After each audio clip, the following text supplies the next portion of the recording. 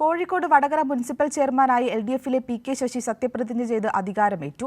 CPM Vadakara area committee അംഗം കൂടിയാണ് ശശി. നഗരസഭയിലെ കല്ലുനിര വാർഡിൽ നിന്നാണ് ശശി തെരഞ്ഞെടുക്കപ്പെട്ടത്. 48 കൗൺസിലർമാരുള്ള വടകര മുനിസിപ്പാലിറ്റിയിൽ 28 വോട്ടുകൾ നേടിയാണ് LDFിന്റെ PK Sasi Vadakara municipality chairman ആയത്.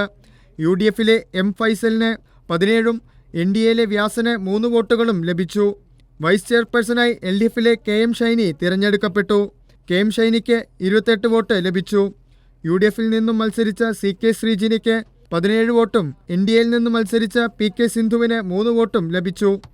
കഴിഞ്ഞ ഭരണസമിതി തുടക്കം കുറിച്ച വികസന പ്രവർത്തനങ്ങൾക്ക് തുടർച്ചയുണ്ടാകുമെന്ന് നിയുക്ത നഗരസഭാ അധ്യക്ഷൻ PK ശശി പറഞ്ഞു. കേരളത്തിലെ ഏത് വികസിത പ്രദേശത്തെയും കിടപിടിക്കാവുന്ന രീതിയിൽ അതിനപ്പുറത്തേക്ക് വടകര മുനിസിപ്പാലിറ്റിയെ മുമ്പോട്ട് കൊണ്ടുപോകും എന്നുള്ള കാര്യം സംശയമില്ല. അതിന് ആവശ്യമായ രീതിയിൽ പ്രതിപക്ഷ ഭേദമന്യേ കക്ഷി രാഷ്ട്രീയത്തിനതീതമായി യോജിപ്പിക്കാവുന്ന എല്ലാ ആളുകളെയും യോജിപ്പിച്ചുകൊണ്ട് വടകര പട്ടണത്തെ ഏറ്റവും മികച്ച രീതിയിലേക്ക് കൊണ്ടുപോകും എന്നുള്ള കാര്യത്തിൽ ഒരു സംശയവുമില്ല. കഴിഞ്ഞ തവണ LDFിലെ KP ബിന്ദുവാണ് ചെയർപേഴ്സണായത്. കൈരളി ന്യൂസ്, കോഴിക്കോട്.